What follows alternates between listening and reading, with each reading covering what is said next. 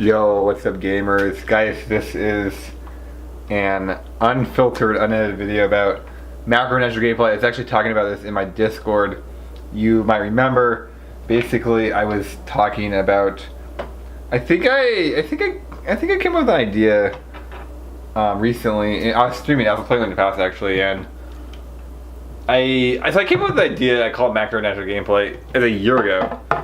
2017, and the whole idea was a response. It's actually a response to losing a race, where I lost this race, and I was like, so here's what the idea was. You can naturalize the strategy.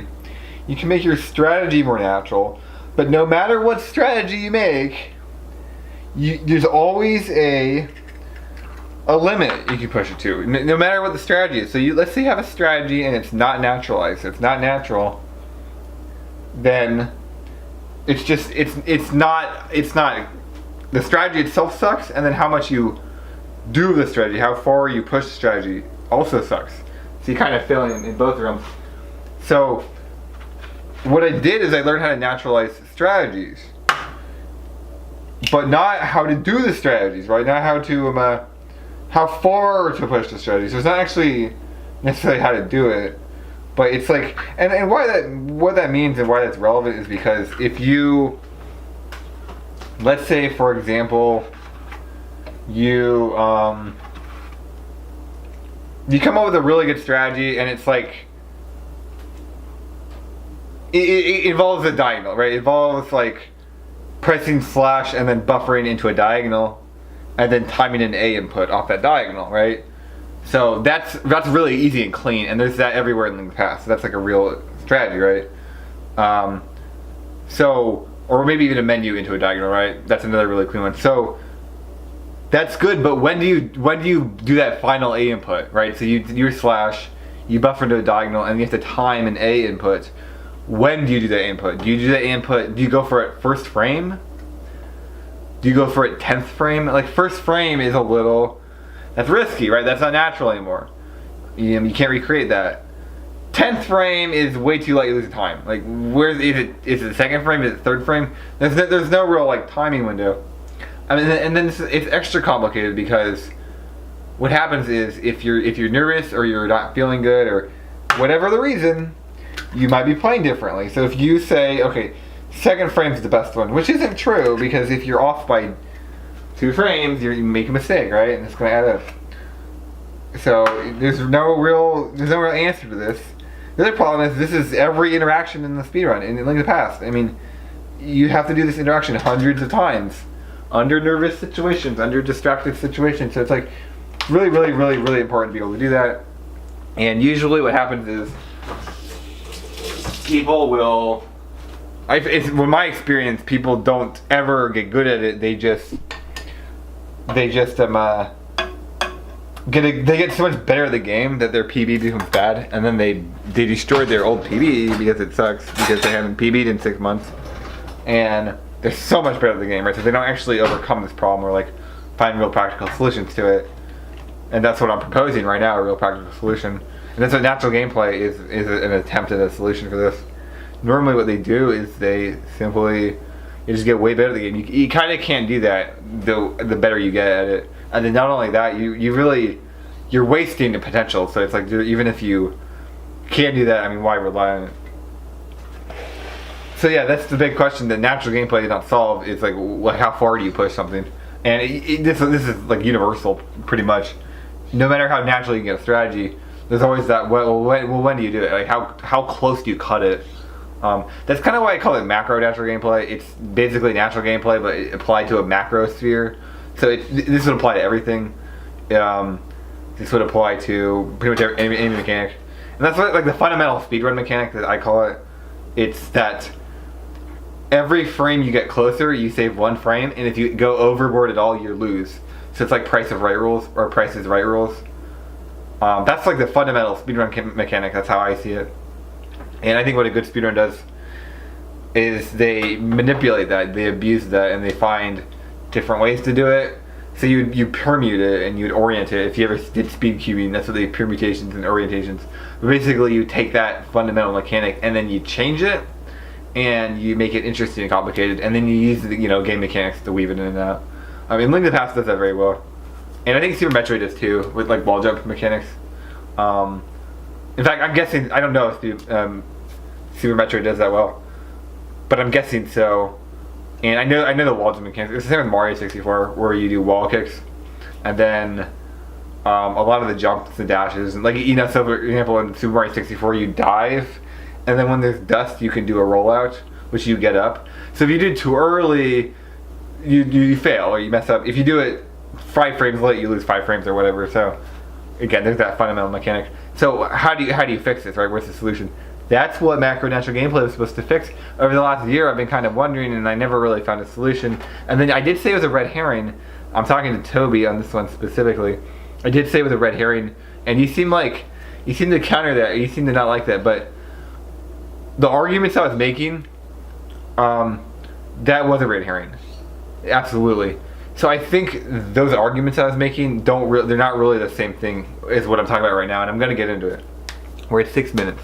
But we're going to get into it because I think what I was talking about was different. I think it's a lot different. I think I've been trying to figure out what macronatural gameplay is over the past year. I've been just trying to figure out what the hell is this. But I'm really, the reason I really fundamentally, I believe it's this optimizing this mechanic where like how close do you get before you go overboard? How far can you push it? I'll have to come up with a name for that. The reason I think it's that is because I was watching my video actually. I wasn't streaming, but I was watching a video where I died to a boss, Mothula, and so I slashed Mothula. And at the end of this video, I might go to my computer. I'm actually making eggs right now. You see my eggs. But yeah, I slashed Mothula, and then I moved down and I went back up to slash Mothula again. But when I went back and I watched it frame by frame, I didn't move down. I actually moved left like 2 frames, or maybe I moved right 2 frames, and then I moved down, and then I froze, and then I moved up or something. So I wasted a bunch of movement, and then I failed another time where actually I messed up again.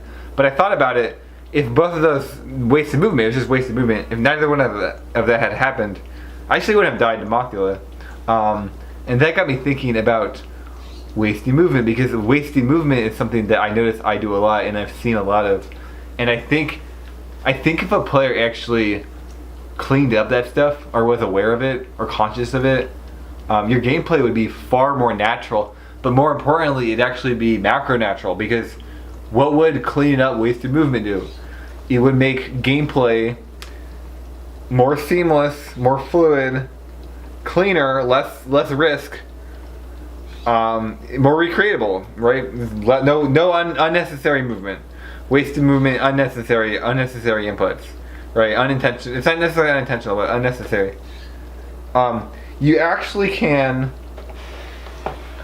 create gameplay that would limit or mitigate unnecessary movement. It's not that is an important statement. That sentence is important, and I would say this is a feeling I have and a concept that's in my brain that I'm trying to vocalize. So I think over the next 6 months, I mean, I don't know, is this real? Like, it was an aha moment I had in the middle of the game. I was like, this makes a lot of sense. My next run is very good. It makes a lot of sense to me. The reason it makes a lot of sense to me is because this leads to optimizing movement in terms of that push, like how close you get to something. It actually ends up optimizing that, or getting close to an optimization of that. That's kind of why I'm interested in this, or I'm excited about this, because I've never known how to solve that. Like, typically what I do in a speedrun is I just kind of YOLO. I go as hard as I can. I don't care what happens, and my argument is, if I do 10 things really well and I mess up one thing, it's the same as if I did all 10 poorly and had no mistakes. It's the same, right? So that doesn't quite work though under pressure, because things get more complicated and then you fuck up. So that only works if there's no pressure. That doesn't work. And then there's another problem too. It's like, where that one mistake actually kills your run. But I was thinking about it, like, why do you make mistakes even? What is a mistake, And a lot of these mistakes are unnecessary movement. It's like wasted movement. So that's why I think that cleaning up your movement, making an attempt at less unnecessary stuff, making it cleaner, is actually a really big deal. And I think just being conscious and aware of that, and like intentionally trying to pursue that, is a game changer. A lot of what my arguments with natural gameplay was that like gameplay is a puzzle, and it's about doing the right thing instead of avoiding the wrong thing. So, or not doing the wrong thing. So it's really easy to not do the wrong thing, right? But that doesn't mean you're doing the right thing. And gameplay is about doing the right thing. So it's like the best way to lose is to not play the game. Like if you don't want to lose, never play the game, right? But you're not winning. You have to do something to win.